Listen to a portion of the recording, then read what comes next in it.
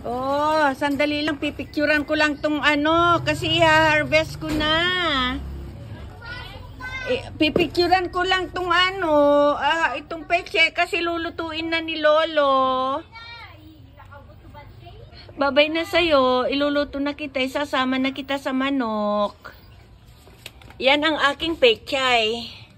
2 puno yan at nakapasulang. Ayan siya. Medyo nagpuputi-puti na yung dahon. Di ko alam kung bakit. Kaya iluto ko na lang siya.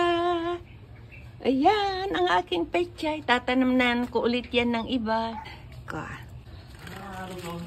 Ito, alika. Hawakan mo tong camera ko. Hawakan. Hawakan mo to. Yung ganyan.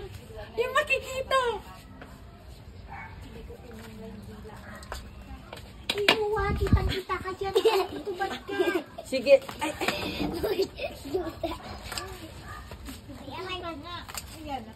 Nakikita mo ba?